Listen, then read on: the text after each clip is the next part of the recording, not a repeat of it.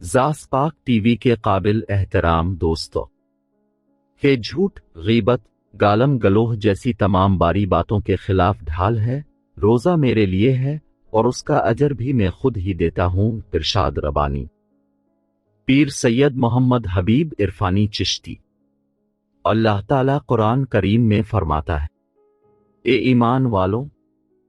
रोजे जिस तरह तुमसे पहले लोगों पर फर्ज किए गए थे तुम पर भी फर्ज कर दिए गए हैं ताकि तुम परहेजगार बन जाओ। रमजान का महीना वो है जिसमें कुरान मजीद नाजिल किया गया, जो लोगों के लिए सरासर हिदायत है, और इसमें लोगों की सही रहनुमाई की बातें हैं और गलत और सही को अलग अलग कर देने वाली साफ और वाज़े बातें मौजूद हैं। सो तुम में से जो कोई इस महीने में मौजूद हो वो इस पूरे महीने के रोजे जरूर रखे। हजरत सलमान फारसी रजी अल्लाह ताला अन्हु से रवायत है कि माह शाबान की आखिरी तारीख को रसूल अल्लाह सल्लल्लाहु अलैहि वसल्लम ने हमको एक खुतबा दिया। इसमें अब सल्लल्लाहु अलैहि वसल्लम ने फरमाया कि लोगों, तुम पर एक अजमत और बरकत वाला महीना साया अफगन हो रहा है। इस मुबारक महीने की एक रात शब कदर 1000 महीनों से बेहतर है।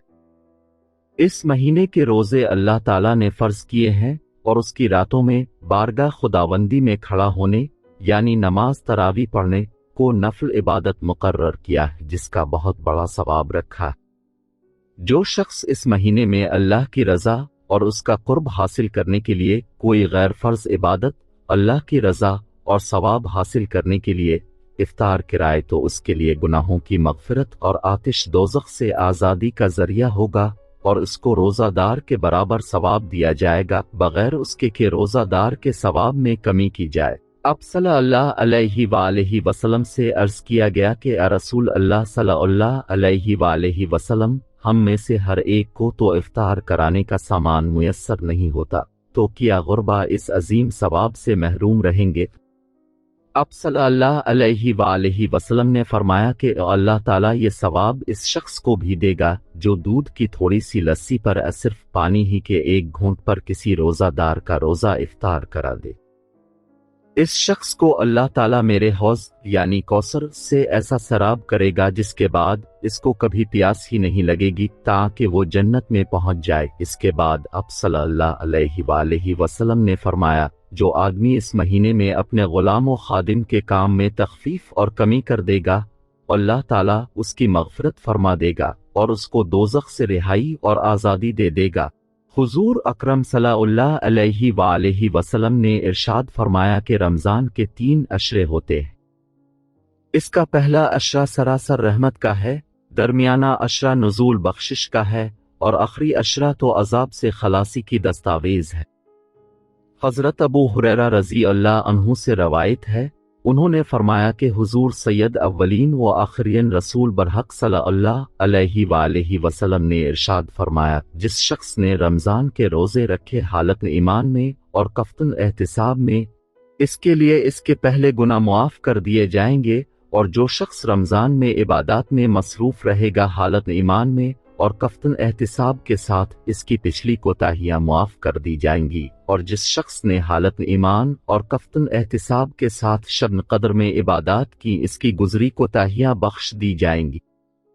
रोजा एक ऐसी इबादत है कि जिसके बारे में सरकार दो आलम सल्लल्लाहु अलैहि वसल्लम का इरशाद मुबारक है कि अल्लाह ताला फरमाता है, रोजा मेरे लिए है और इसका अजर भी मैं खुद ही देता हूँ। यानी ये अल्लाह और उसके बंदे का बड़ा रास्त मामला है कि बंदा अल्लाह ताला के हुक्म की बजाय आवरी में तमाम दिन खाने पीने और नफसानी ख्वाहिशात से राका रहता है और उसके इन आदाब की पूरी पाबंदी का ख्याल व एहसास रखता है और उन पाबंदियों के मुताबिक अपने दिन रात को गुजारने की काविशें करता है, तो यकीनन अल्लाह ताला इसका अजर खुद ही अता फरमाता है। एक और हदीस मुबारक में इरशाद फरमाया, वो रोजा आदमी के लिए ढाल का काम देता है बशर्ते कि वो उसे फाड़ ना डाले। हजरत अबू हुरैरा रजी अल्लाह अन्हु से है कि जब ये इरशाद फरमाया तो अर्ज किया गया, से किसी के साथ फाड़ा जा सकता है। इरशाद फरमाया, झूठ गीबत के साथ, यानी रोजे की हालत में झूठ, गीबत, गालम गलोह, लड़ाई झगड़ा और दूसरी इस तरह की बारी चीजों और बारी बातों से सख्ती के साथ मुमानत की गई है।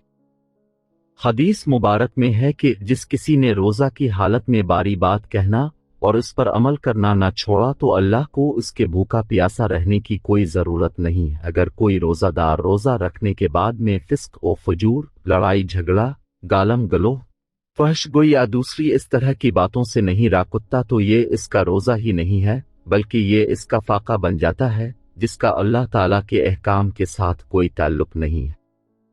ایک اور حدیث مبارک میں ہے کہ روزہ صرف کھانے پینے سے رکنے کا نام نہیں ہے بلکہ روزہ تو لغویات اور باری باتوں سے بچنے کا نام ہے۔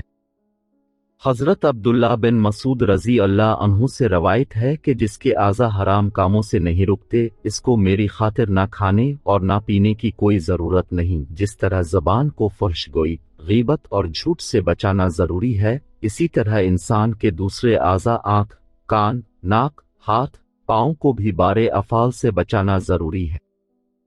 حضرت عبداللہ بن عباس رضی اللہ عنہ کی بیان کردہ ایک حدیث مبارک کے الفاظ قدسی کچھ اس طرح ہیں کہ جب رمضان کا مہینہ آتا تو رسول اللہ صلی اللہ علیہ وآلہ وسلم قیدیوں کو چھوڑ دیتے اور ہر سائل کی مراد پوری کرتے۔ رمضان میں جہاں بہت سی برکات و انعامات ہیں وہیں مسلمانوں کے دوسرے لوگوں کے ساتھ اچھے رویوں کی بھی تلقین فرمائی گئی ہے، اور نبی کریم صلی اللہ علیہ وآلہ وسلم نے ایسے عمل مبارک سے بھی اس بات کی طرف توجہ دلائی ہے۔ گویا رمضان کا مہینہ رسول اللہ صلی اللہ علیہ وآلہ وسلم اس مہینہ میں باقی مہینوں کی نسبت بہت زیادہ جود و سخا اور کرم فرماتے۔